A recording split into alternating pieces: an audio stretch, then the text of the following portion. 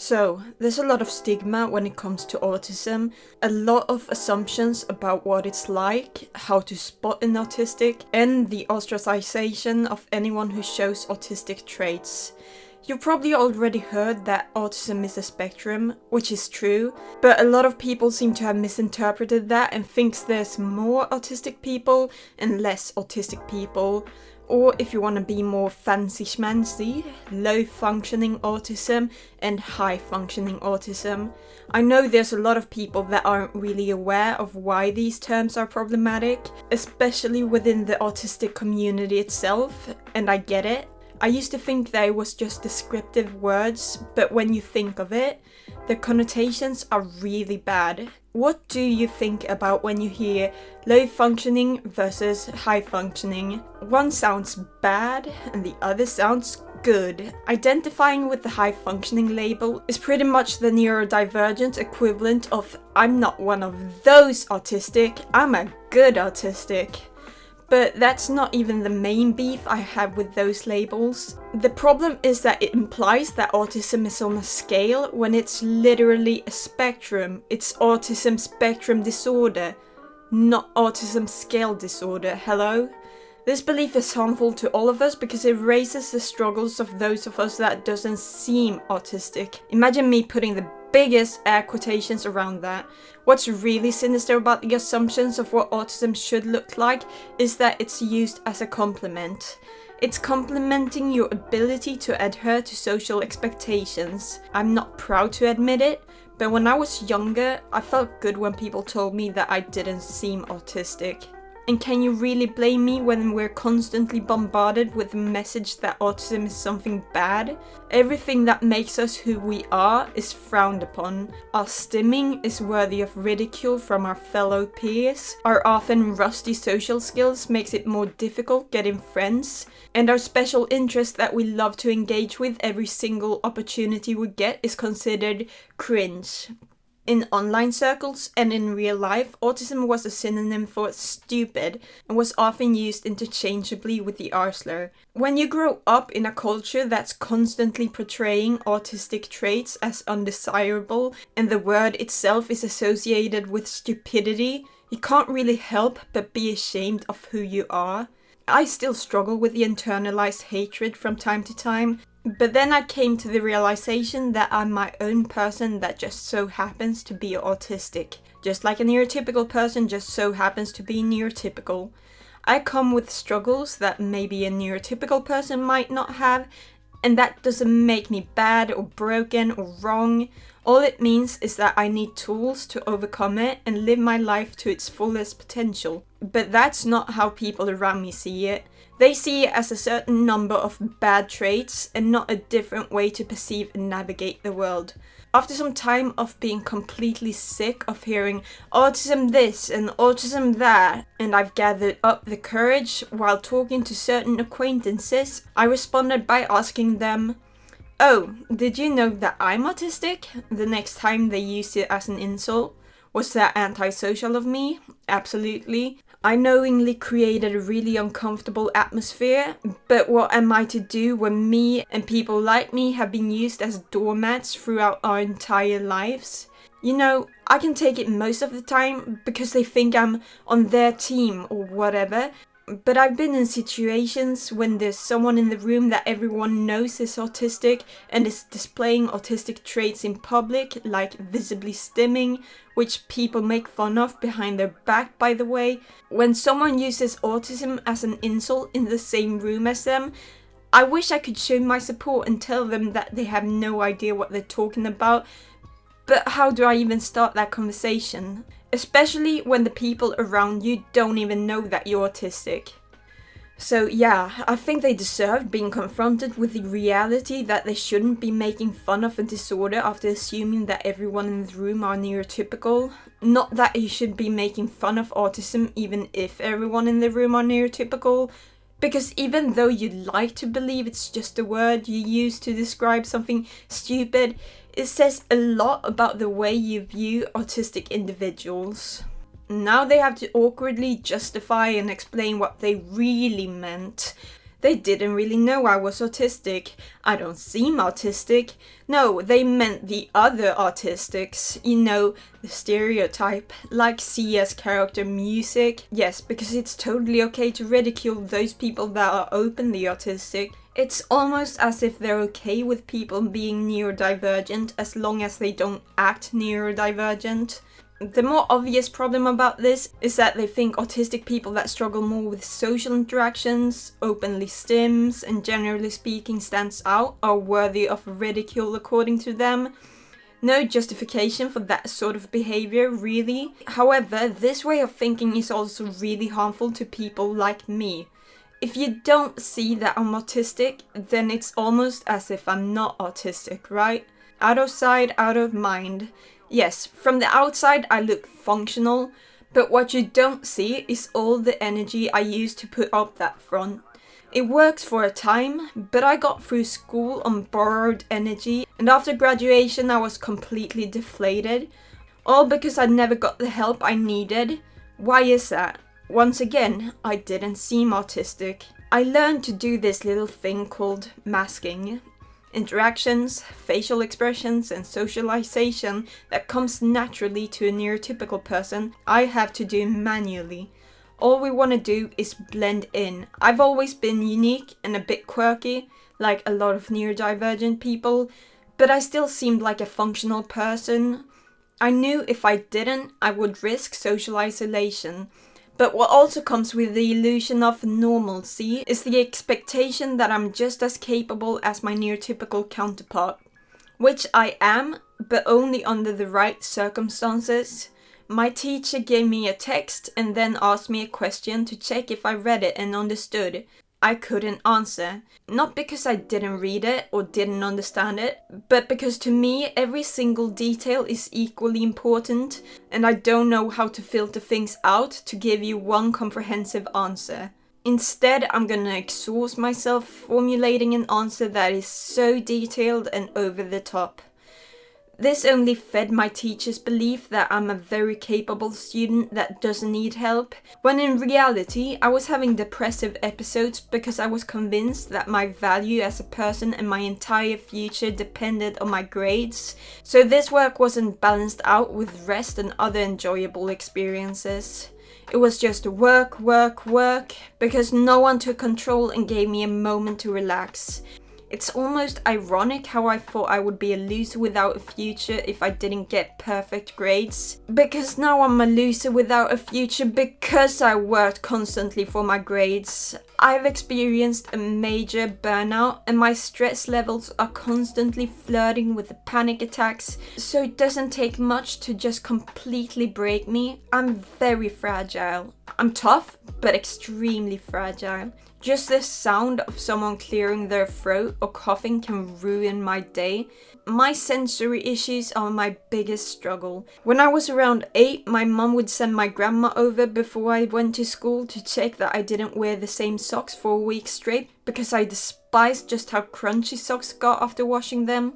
Yeah, I know it's disgusting, but I was very sensitive and I was very specific about the textures I would wear. I used to wear a pair of brown joggers for the longest time. The same pair every day for years. They were horrendous. Now that I look back at it, I wouldn't be surprised if people remember me as the weird kid with poop-colored pants that never really matched my shirt. Only around middle school did I start wearing jeans. Then that was the only thing I would wear. Wow, writing this script I'm kind of realizing that I have a problem because I'm kind of doing the same thing right now with 2 pair of pants in the same model.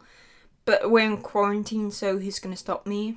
Is anyone gonna break into my room and tear off my pants, huh? Actually, please don't. I'd rather keep my pants on, thank you.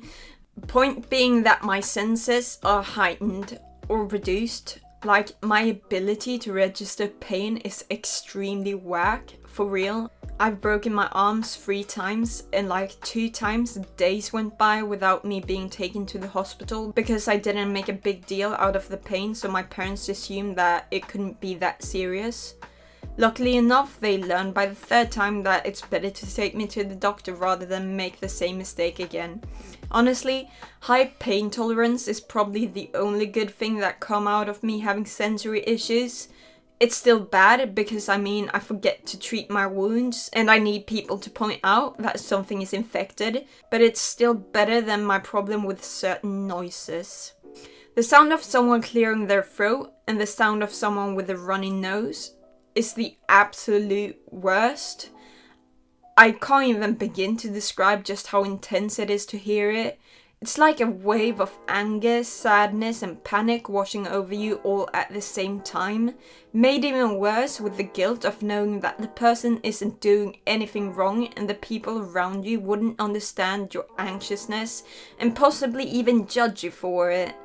Because they can't hear the noise I'm speaking of, it's not even loud. I seemed fine, I was calm. You couldn't tell just how distressed I was. I didn't allow myself to show you just how distressed I was, because then I would get odd looks. Because to other people there didn't seem to be anything to freak out about, and I would be judged and be labeled sensitive.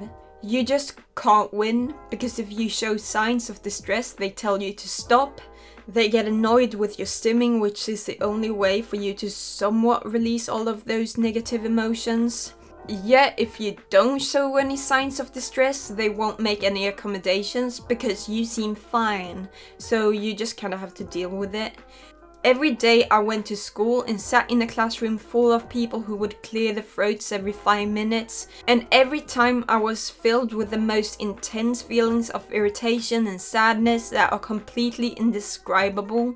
Honestly, I don't know if this feeling is something a neurotypical person can ever begin to imagine, because it's not rational, and that's what makes it even more frustrating. I may not be able to explain how it feels, but what I can say is that if I had the choice, I would much rather cut open my arm and pour salt into it every morning, rather than sit in a classroom for hours every day and be made to hear those noises. I would gladly choose that if that was an option, because it doesn't get better. Your stress levels will skyrocket throughout the day, seeing as you don't get a break to calm down because someone clears their throat again. Soon you're constantly on alert, just waiting for the next time someone is gonna do it, and that's exhausting. You're drained by coping with your sensory issues that you struggle to do what you're actually there for, learning. Going to school becomes twice as difficult as to your neurotypical peers, and you don't have the time for a social life to do what makes life worth living when you get home. Of course, I started associating this living hell with going to school, and the imbalance growing up only made it so that I was barely getting through graduation. I got amazing grades, no flex. In fact, a lot of teachers were impressed knowing that I struggled. What they didn't know was just how much I struggled maintaining my above average performance while trying to stay sane, which I barely did. Maybe you could say that it's not their fault because they didn't know, which is true. That can be true at the same time as it's not my fault that I didn't allow myself to show it, because growing up I've only been punished for showing signs of neurodivergent behavior, so it took everything I had just to get by. What I've learned from my experience is that you can keep it up for a while, but as the years went by, I had to make arrangements with teachers so that I could study at home whenever it was independent, which I did, and I often overdid it too. The combination with the fact that I was granted the privilege a bit too late meant that it was only a down spiral from there. I was already stressed out by certain stimuli, and stress only makes you even more sensitive, which meant that initially I could maybe sit in a room with someone clearing their throat for an hour before it got on my nerves. But after years of that, it meant that just hearing one person clearing their throat could send me into panic mode. Last semester, when I was just about to graduate, I would maybe be at school for 1 hour, 3 days a week. I didn't miss out on much, however. Not only were we supposed to work on our final project, but I can't stress this enough. When I say I overdid it whenever I studied by myself, I really mean it. Okay, first off, I need to clarify that this school was an absolute shithole. There were a lot of teachers that were questionable, and they made you wonder how they even got into their positions. Not all of them. There were 2 that I absolutely loved and they deserve the world. But there was this one temporary maths teacher that had no qualification as a maths teacher. I never went to his lessons because I studied by reading online and following the book. And from what I've heard from the other students, that was probably for the better, because this dude had no idea what he was doing. He would spend most classes just talking about complete nonsense, and he was supposedly a huge liar. Like, he would make up these obvious lies, and when students asked other teachers about it, they were like, yeah, we have no idea what he's talking about. I think he even claimed that he worked for NASA or something like that. Anyways, he got fired eventually. Something that really speaks for his incapability of actually teaching was that most of my classmates failed the exam, and I was one of the few people that actually did good, if not the only one. And I didn't even attend a single lesson. Can you imagine? I'm almost embarrassed for him. Unfortunately, that doesn't even come close to the wackiest teacher interaction. But we don't have time to get into all of that. Unfortunately, his classes weren't the only ones I missed out on. I attended school less and less, not out of laziness. Fact is that I tried my absolute hardest. If I could have been there full time, I absolutely would. But by the end of it, there were even days I went to school completely set on getting through the day, but my anxiety skyrocketed and I had to go back home after 5 minutes there. You could say that the best way to deal with anxiety is to push through it and prove to yourself that it isn't that bad. In my case, that's counterproductive, because I do have something to be anxious about. I know for a fact that people are gonna overwhelm my senses, and pushing through is exactly what brought me to a point where it became completely unbearable. Besides, I'm not gonna get anything done when all I can focus on is the noises that are making my skin crawl. So I might as well do it from home, right? In the end, it did work out for me. I did graduate, but I was completely worn out. Others were ecstatic about graduating and were celebrating, which they should. I mean, we just reached a huge milestone in our life. It's exactly what our time in school has been leading up to. I just wish that I could have enjoyed it like everyone else. Considering everything, you would have thought I was relieved and ready to go bonkers. I should have been ready to party now, knowing that these years of absolute torture had finally come to an end. But I wasn't. I was completely destroyed and on edge. All the cheering and the chattering didn't help my situation either. I don't have any pictures of me smiling with my graduation cap, holding a sign and gifts. Instead, I have a pic of my tomato red face and damp cheeks, glazed eyes, sitting hunched over on the sidewalk away from the crowd with all the flowers and stuffed animals sat next to me. I had told the others that I was just going to the bathrooms earlier and took the back door before everyone else came outside because I wanted to avoid making a scene. I wanted to disappear into the background. How do I explain to others that I'm sad and overwhelmed when I should be happy? I can't. That's why I remove myself from situations rather than asking for a bit of understanding and consideration. I, as a disabled person, I'm always adjusting myself as to not inconvenience those around me, even when it's something small that wouldn't have been a huge sacrifice for them. A great example would be chewing gum. I can't stand it. Let's say I'm at a lecture where someone is chewing gum. What's more reasonable? They spit it out, or I leave the lecture and email my teacher about catching up at home. Unfortunately, the latter is less taxing than to explain that they need to stop chewing gum because it makes me panic. I don't have the energy to explain to each and every person around me that it's not that I just find it annoying. It's something that if I'm exposed to long enough, I'll just completely shut down. That's what happened by the end of graduation, even after recovering from my initial fun little breakdown. Around afternoon, I had to be carried to the car, not because I've been partying too hard and was completely wasted like the rest of them. Unfortunately, I was very much sober. So this is where I am now. I haven't really sought after further education because I'm so burnt out. I quit my job I've had since the age of 13 and I haven't applied for one since because I know for a fact that I couldn't handle it. I feel terrible about it too. I feel like a burden and a hopeless case. Neither does it help that a lot of people around me are doing what's expected from me. I'm at the age where I'm supposed to spread my wings and take flight, but I'm too worn down and I blame myself despite it being the culmination of years where I was pushed way beyond my comfort zone. All because I first was shamed into masking and then expected to function like a neurotypical person. The only question now is whether I have a solution to all of this. Unfortunately, I don't. If I did, I wouldn't be here making this video. Obviously, you need to take all autistic people seriously, especially when they ask for help, no matter how their autism presents itself to the outside world. But that's just stating the obvious. It's not that simple. The root of the problem is that we've mastered the arts of appearing functional as to avoid alienation and being othered by our peers. And how do you help someone that don't seem to need any help? I don't know. If you have any suggestions, then feel free to leave it in the comments. Maybe let me know if you want me to maybe delve deeper into this subject.